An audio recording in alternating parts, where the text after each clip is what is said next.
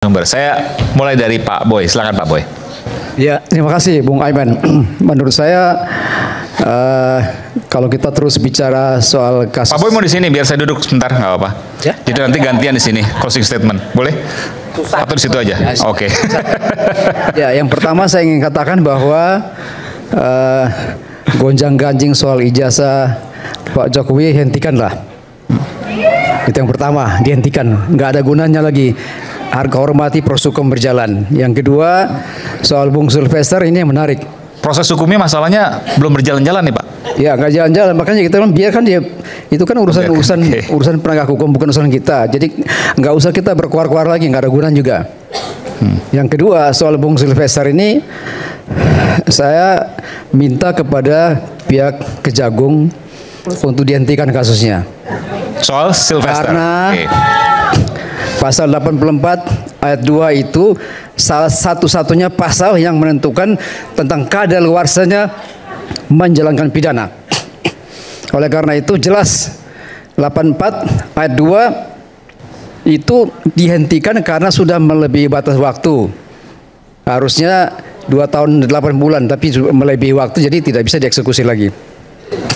Yang ketiga, saya ingin sampaikan bahwa apa yang kita bicarakan di sini ini hanya untuk keuntungan media. Media mainkan narasi-narasi ini, ya kan, mengkompor-komporin kita sama Mas Pak, Roy, saya mau sampaikan Pak, terus. ketika ada pesan don't kill the messenger, ya. Kenapa kita angkat ini? Justru kita ingin mendudukkan dua hal, dua pihak yang berbeda. Jika tidak, maka media sosial akan mengambil itu. Kita punya fungsi yang namanya clearing house. Bapak tahu yang namanya clearing house? Oke, Bapak tahu namanya clearing house? Saya tanya Bapak. Bapak tahu namanya clearing house? Bapak jelas Baik. saja. Kalau Bapak belum tahu, saya kasih tahu, clearing house adalah rumah penjernih, Pak. Oleh karena itu kita punya kewajiban, media punya kewajiban untuk mendudukan apa yang menjadi perdebatan tentang masyarakat. Maksud saya sampaikan bahwa keuntungan media.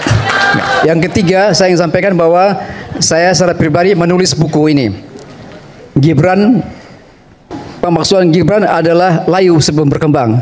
Secara khusus saya menulis untuk membungkam orang-orang yang mengatakan bahwa pemaksulan Gibran itu bisa terjadi. Ini buku saya, boleh dibaca.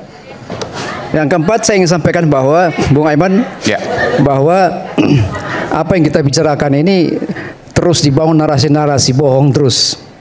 Narasi-narasi yang tidak benar, tidak ada bukti validnya. Ini membahayakan masyarakat umum. Oleh karena itu polarisasi yang terjadi di masyarakat ini menurut saya sudah cukuplah sampai di sini aja.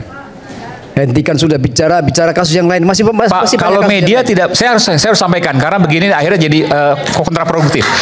Memangnya Bapak punya keyakinan kalau media tidak mengangkat, media sosial juga tidak mengangkat? Pertanyaan saya sederhana itu. Ya pastilah, pasti jauh. Justru itu kita punya fungsi namanya rumah penjernih. Kalau kita berhenti, media sosial tidak akan berhenti, Pak. Artinya kalau kita berhenti lalu kemudian Bapak katakan media sosial berhenti, ya tidak juga. Karena akan ada banyak justru yang informasi atau disinformasi yang terjadi di media sosial. Sementara kita highly regulated, kita punya aturan, kita terikat pada kode etik, dan kita imbang dalam menyaksikan, kita imbang dalam menghadirkan, kita imbang dalam menayangkan. Masih banyak kasus maksud saya, Bung Aiman. Saya jawab Bapak, supaya tidak masih banyak kasus yang bisa disampaikan ya. Saya kira itu saja. Terima kasih atas perhatian Bung Aiman. Terima kasih Bung Aiman. Terima kasih. Terima kasih, jadi saya bisa ada kesempatan untuk menjelaskan. Sebentar Bu ya, gantian.